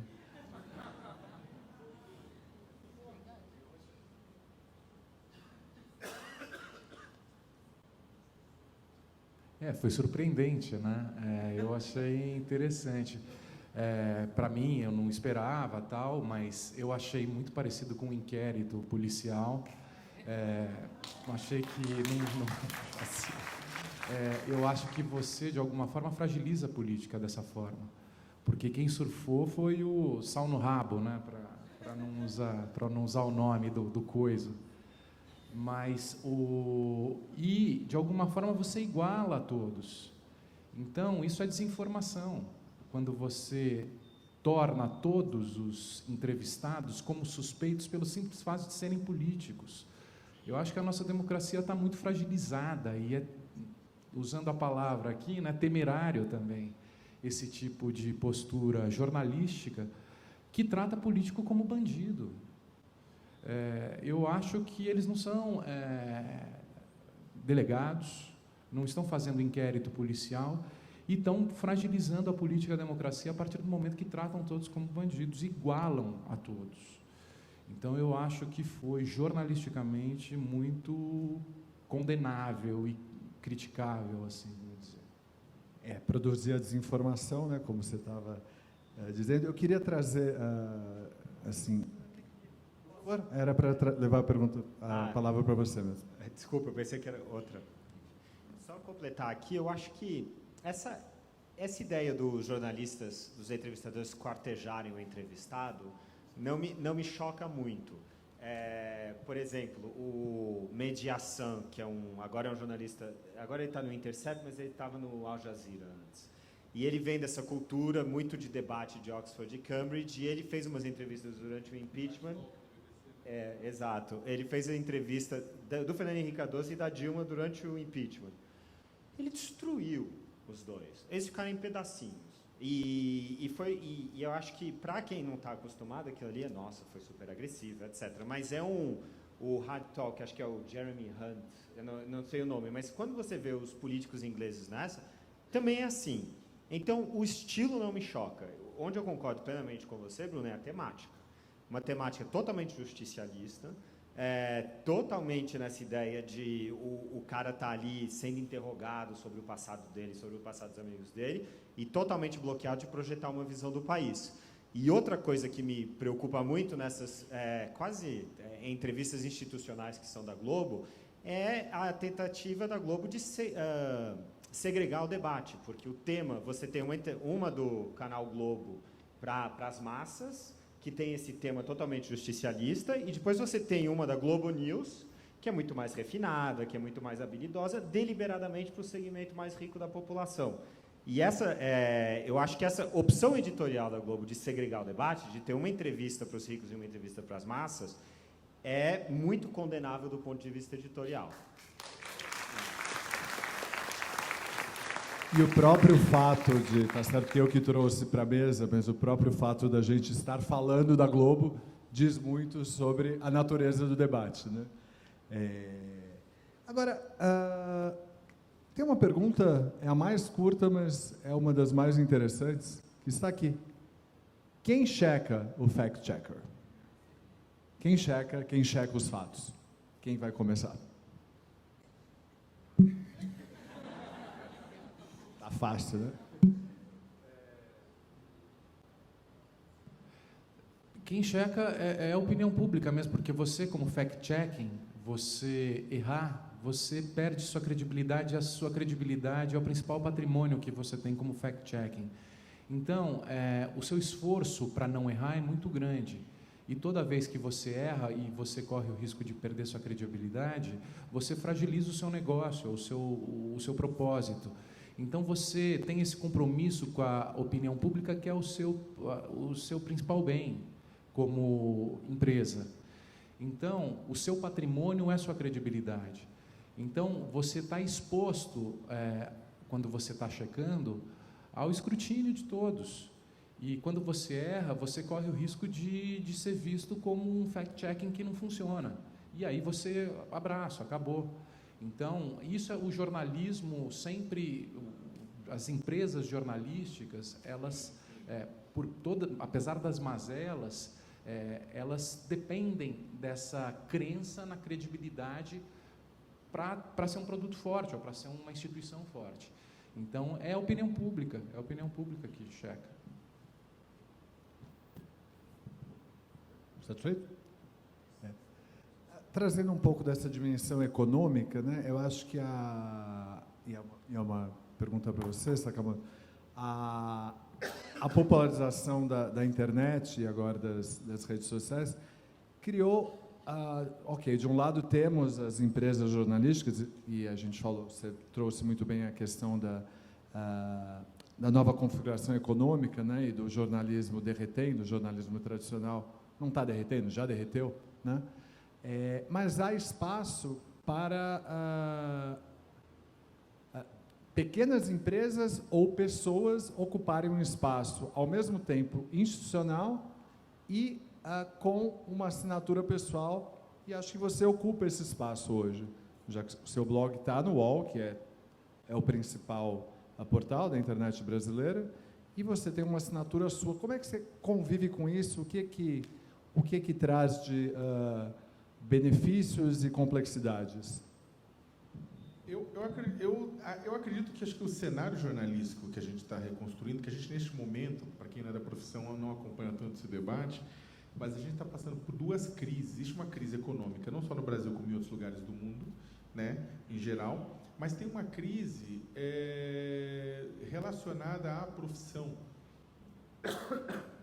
A gente está passando de um modelo em que havia um financiamento, até porque o jornal, a revista, o site nos primórdios dele, mas o rádio, a TV, eles eram os canais de comunicação, de intermediação de informação por excelência na sociedade, e, portanto, a publicidade, ela obrigatoriamente, ela financiava o jornalismo, a publicidade financiava esse canal.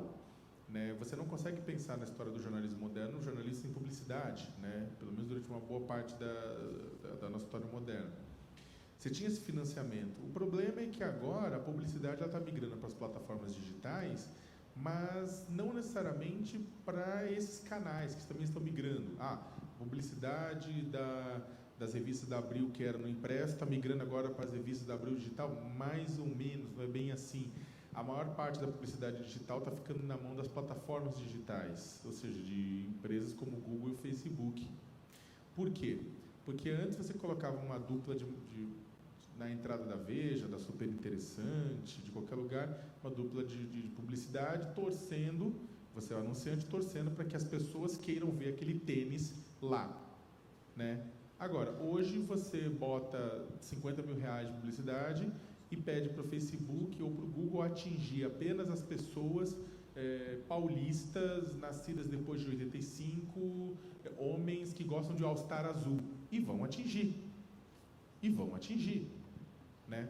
Você acha que é à toa que quando você está conversando com um amigo seu, mandando um e-mail para vamos para Salvador, né, férias, aí seu amigo recebe o Gmail e na barra da direita do Gmail está lá, promoção, passagens para Salvador, só hoje. Não é à toa, mas quando você assina o Gmail, você topa, que ele vai ler todas as suas informações para que essas informações sejam usadas para te oferecer produtos. Isso é incomparável. Então, as pessoas vão acionar esse tipo de publicidade ao invés da publicidade tradicional. Não vai comprar banner. Comprar banner em sites de grande exposição, mas não em sites pequenos ou em outros veículos que vão migrar, porque é menos efetivo. Com isso, sobra menos dinheiro para fazer jornalismo. Com menos dinheiro para fazer jornalismo, você decai a qualidade do jornalismo. O jornalismo precisa de dinheiro. Eu não preciso falar, eu preciso de muito dinheiro, assim, mas precisa de dinheiro. Por quê? Para produzir boa reportagem precisa de dinheiro. Boa reportagem você não fica sentado no computador escrevendo, você pode fazer análise dessa forma. Reportagem precisa ir para a rua. Rua custa dinheiro. Ir para o meio da Amazônia para falar sobre grileiros que estão matando poceiros precisa de dinheiro. Mas não precisa de dinheiro só de passagem aérea, repórter, tudo. Precisa de dinheiro, sabe para quê? Para depois segurar o rojão com um advogado ou advogada que vai defender do processo que vai vir. E que é um dos grandes problemas do blogueiro individual, do site pequeno. Por quê? Toma um processo, já era. Ah, mas a verdade vai estar do lado. Em que país vocês vivem? Não tem isso. Aí passa por cima, eu conheço vários blogueiros que desistiram de ser blogueiros independentes por causa disso. Conheço vários sites pequenos que sofrem diariamente porque não tem um grupo de advogados pro bono que atue gratuitamente. Então, o que acontece é o seguinte, eu acredito que o ecossistema que vai sair dessa terremoto que a gente vive agora no jornalismo vai ser um ecossistema de um arquipélago, com ilhas grandes, com veículos grandes, que vão conseguir fazer sua migração de forma boa para o online, como está acontecendo com o New York Times, mas o New York Times é uma distorção de curva normal, porque é o jornal mais importante do mundo, então é claro que ele vai conseguir ter um paywall, um número de assinantes grande. Você vai ter outros lugares que vão conseguir se manter através de um financiamento cruzado, como Economist. Economist tem os assinantes, tem tudo, mas tem a Economist Intelligence Unit, que é, grosso modo, que financia através de serviços. Tem outros grupos que também estão atrelados a grupos educacionais que vão conseguir se manter. O UOL mesmo, o UOL, vocês acham que o UOL é a parte de jornalismo? É a parte pequena. Vocês já ouviram falar de PagSeguro? Moderninha, maquininha? A IPO deu o quê? 7 bilhões e pouco em Nova York, a distribuição de ações iniciais. Tem o UOL Div, o UOL Host, o UOL Educação, que é a terceira maior empresa de educação do mundo, à distância, educação digital. Ou seja, cada empresa está se convertendo. Qual que é o lugar dos pequenos no meio disso? O lugar dos pequenos é o seguinte, você tem vários tipos de perfil desses pequenos veículos. Tem perfis de pequenos veículos que têm natureza não lucrativa, como a Repórter Brasil, que é a organização que eu coordeno, que existe há 17 anos, que é uma ONG que faz produção, que faz conteúdo, que faz jornalismo, inclusive. Né, que faz bom jornalismo, modéstia à parte. Então, o que acontece é que tem muita gente, a Pública é uma organização não governamental, você tem uma série de outros veículos que também vão se mantendo, cada um da sua forma, com dificuldade, mas procurando uma saída. Não há uma resposta ainda, não há uma resposta, mas o sistema que vai sair daí vai ser um sistema que vai ter desde ilhas muito pequenas, que são pessoas que individualmente produzem conteúdo, e aí são blogueiros, são jornalistas que produzem conteúdo individual, como o próprio Lúcio Flávio Pinto, lá no Pará, com o Jornal Pessoal, passando por redações menores até redações maiores. Eu acredito que depois que a gente passar pelo terremoto, e se a imprensa conseguir sobreviver, nós vamos ter uma imprensa mais democrática, mas ela só vai ser uma imprensa de boa qualidade se a gente conseguir convencer a população a financiá-la. E vamos ter que convencer. As pessoas vão ter que se ligar de uma coisa. Vocês querem informação de boa qualidade? Vai ter que pagar por ela. Não há informação de graça, de qualidade. De graça, muitas vezes, tem um custo embutido que vai te foder. Totalmente, né? Aqui, uma consideração. Eu vou te fazer uma pergunta, e se você puder já agregar as suas considerações finais, porque, infelizmente, a gente está se encaminhando para o final dessa mesa. Há uma pergunta que veio da plateia, que eu acho que é a seguinte, que faz menção ao fato, isso é para você, ao fato da empresa relacionada à manipulação no Brexit ter sido acusado de influenciar a eleição do Macri na Argentina, né? E se, de um ponto de vista sistêmico, né, casos assim não colocam em xeque a própria democracia representativa, né? Então, se é um conceito global e não conspiratório. Essa é a observação minha. Acho que aí a gente entra precisamente no campo em que até onde vai a verdade, até onde vão os fatos. nós temos conhecimento que uma empresa agiu no referendo. Porém, nós não sabemos a escala da atuação deles, as ligações que eles tinham com os agentes do Brexit, os políticos que defendiam a saída do Reino Unido da União Europeia. Essas coisas ainda estão sendo apuradas. E, muito rapidamente, criou-se a ideia de que havia grupos influenciadores que estavam tentando atacar todas as democracias e no mundo inteiro. Inclusive, no Brasil, muita gente falou que o junho de 2013 tinha atuação de grandes grupos, etc. Eu acho que aí é exatamente onde a gente está indo, da fronteira da verdade para o pós-verdade. Digamos que a verdade ela é mais conservadora. Não no sentido político, mas no sentido que ela tem que se atelar aos fatos que nós conhecemos e não às possibilidades. Por exemplo, um que vem muito recorrente dessa questão de influência internacional é o George Soros.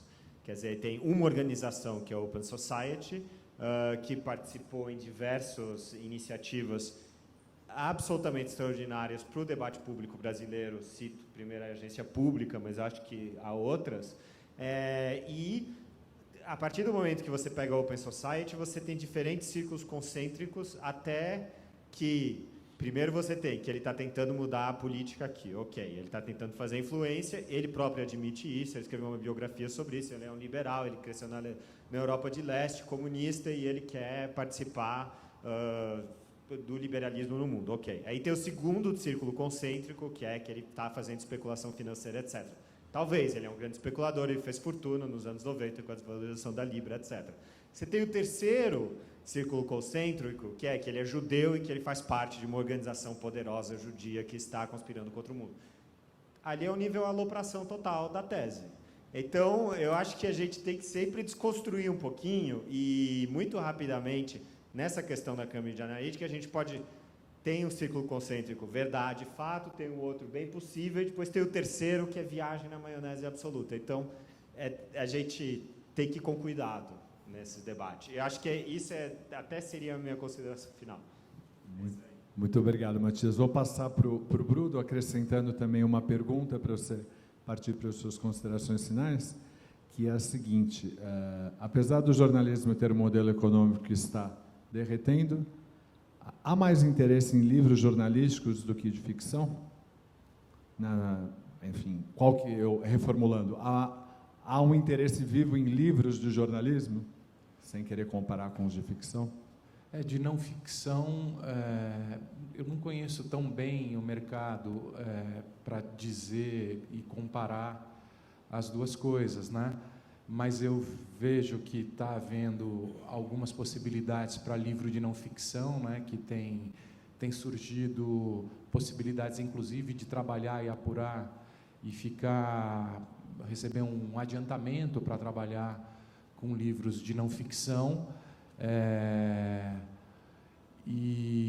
Mas, assim, também tem todo esse problema das crises das editoras de livro e todos esses problemas das próprias crises das livrarias. Então, é uma possibilidade, mas, assim, hoje o jornalista e quem trabalha com não ficção, ou com ficção, enfim, mas você tem que ter um modelo pessoal de negócio com várias fontes de financiamento, que uma só não dá. Você tem que meio que estar com o pé em várias, porque você não está mais numa... Difícil você trabalha no Jornal Nacional, aquele trabalho de jornalista de televisão que ainda persiste e tudo mais, ou então dos poucos que sobraram na imprensa escrita e tal, mas esse tipo de modelo profissional de carreira do jornalista está se transformando. O jornalista tem que reinventar a profissão e reinventar as formas de ganhar dinheiro e normalmente é uma colcha de retalhos aí. E partindo para a sua consideração final sobre o tema da mesa, você mencionou muito na sua fala inicial a distinção entre o bom e o mau jornalismo, né? Então, o que o bom jornalismo pode fazer para evitar que essas informações não verdadeiras sejam percebidas como tal? Eu acho que o bom jornalismo tem um papel na democracia, são dois, eu acho, que os papéis do jornalismo numa democracia. Um deles, a gente isso é tradicional, a gente trabalha como quarto poder, mas no sentido de tentar prestar atenção nos poderosos para identificar os desvios que estão sendo praticados por eles por ter poder, tornar esses desvios públicos para constrangê-los em público a mudar o que eles estão fazendo. Então você tem esse papel de trabalhar e para balancear a democracia para quem não tem poder e quem está sofrendo efeitos distorcidos do poder, dos diversos tipos de poder que vão do Estado, poder financeiro, poder político, poder econômico, poder individual, tornar isso público e constranger esse poder a mudar de alguma forma sua posição, porque o poder se viu exposto e por causa disso isso é um papel importante do jornalismo à democracia. O segundo papel, me parece que no Estadão eu tinha um blog que se chamava SP no Divã, que eu fazia essa comparação, assim, quando você vai num analista, você olha para você mesmo, olha para dentro e tem que descobrir as suas sombras, seus podres, aquilo que você não quer que venha à tona, para você verbalizar isso, compreender isso e de alguma forma amadurecer e superar. Eu acho que o jornalismo tem esse papel de olhar interno, olhar para dentro da sociedade, descobrir suas sombras, descobrir seus conflitos, com sinceridade, honestidade, e com coragem, para você tornar isso público, verbalizar e colocar a público para amadurecer e para superar. Então, eu acho que são esses os dois atributos do bom jornalismo. Muito obrigado, Bruno. E para encerrar, eu vou te fazer uma pergunta, Sakamoto, e você fazer as suas considerações finais, que é a seguinte, veio da plateia. A promessa da internet era a democratização do conhecimento. Depois de 20 anos, temos terraplanistas, teorias da conspiração, fake news. De quem é a maior culpa? Algoritmos, manipulação de grupos mal intencionados? É negligência ou manipulação?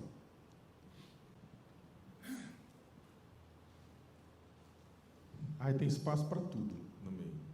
Porque, na verdade, é negligência, é manipulação, é incompreensão. Eu tenho um amigo, Rodolfo Viana, que ele fez a tese dele é sobre a ironia. Tem uma tese mesmo, acadêmica, sobre ironia. E ele, na ironia na internet, que ele fala que o milagre não é as pessoas... há um milagre que exista gente que entenda ironia quando você solta um texto para grande público. Porque você precisa, para a ironia ser entendida, a ironia é uma subversão do sentido original de uma palavra, de uma frase, de um texto. Você precisa que a pessoa compartilhe com você os mesmos elementos culturais, simbólicos, textuais, para que vocês dois juntos façam a quebra, a dobrar o sentido original. E nem sempre isso acontece, porque a internet está falando com todo mundo que aparece. Há muita gente que no começo acabou pregando que a internet seria a grande salvação da humanidade, que tudo isso, tudo aquilo. O meu ponto de vista foi um pouco otimista demais. Da mesma forma que as pessoas que dizem que a internet é o fim dos tempos, é o apocalipse e tudo isso mais, também é um pouco pessimista demais. A internet nada mais é do que uma outra camada de vivência, que na verdade acaba encurtando distâncias, aproximando, encurtando prazos, aproximando pessoas e processos, catalisando processos, dando voz a quem não tinha antes, para bem e para mal, né? Ou seja, na verdade, o que tudo isso que a gente está vivendo demonstra é que a gente não está, uma sociedade como a nossa, assim como várias outras sociedades do mundo, não estão preparadas para o debate público. O debate público de ideias, tudo isso está acontecendo porque a gente não está preparado para o debate público de ideias. E não estando preparado para o debate público de ideias, né, suas regras, os seus limites e tudo isso mais, a gente acaba se deixando incendiar por incendiários, acaba se deixando deflagrar por quem lucra com a ultrapolarização, a gente não se importa com a informação que cai no nosso colo, nós consideramos mentira aquilo com a qual não concordamos, distribuímos como verdade aquilo que é absurdo, né, e tosco, mas que facilita nosso ponto de vista.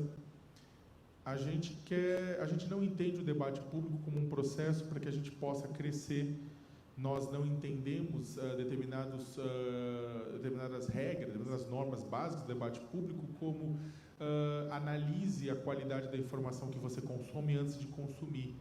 Então, todo mundo aqui, não tenho dúvida nenhuma, que antes de comprar 1 quilo de maminha no mercado, vai ver se ela tem textura, se tem cor, se tem cheiro, se está ruim, se está estragado. E se tiver podre, cheio de moscas, você não vai levar e entregar para o seu filho.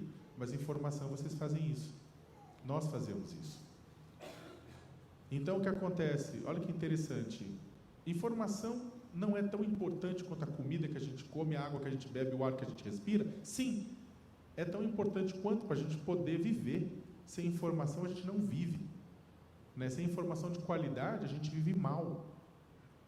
Então, eu acredito que a gente está na adolescência da internet. A gente passou pela infância, cada um descobriu que tinha pipiu e chaninha. Estamos na adolescência agora em que está todo mundo trepando loucamente como se não houvesse amanhã, pegando DST, tipo, engravidando quando não deveria. Eu acho que a gente vai atingir uma fase de maturidade em que nós vamos ser mais responsáveis com os nossos órgãos sexuais e também com a nossa vida de uma maneira geral na rede. É claro que, para tanto, tem 2 opções.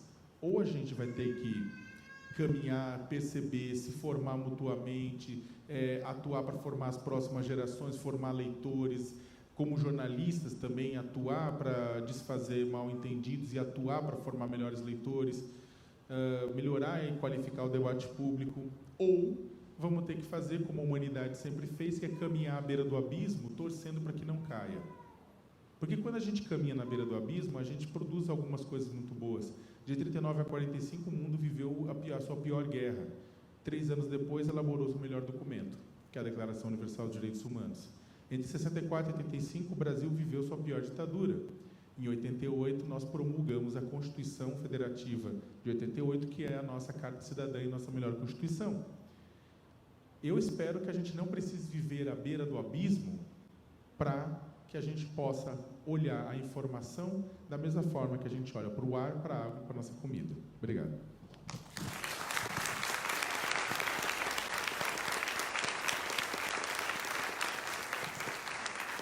Agradeço muitíssimo Bruno Paes Manso, Leonardo Sakamoto, Matias Alencastro, por essa ótima conversa. Eles vão estar ali fora. O Bruno, especialmente, vai estar autografando o livro dele. E agradeço muitíssimo a presença de vocês. Vou convidá-los para 2 coisas. Uma é para prestigiar a próxima mesa, onde na qual autores convidados aqui da Flima vão ler trechos inéditos, né? Entre eles a Carol Rodrigues, eu acho que o Lourenço Mutarelli vai estar aqui também, o Felipe Salli. Vamos ter, eu não estou com a lista final dos que vão participar, mas, se não me engano, 6 ou 8 autores lendo trechos inéditos, então convido todo mundo para sair do auditório, para a gente preparar para a próxima sessão, que começa dentro de 15 minutos. Muito obrigado.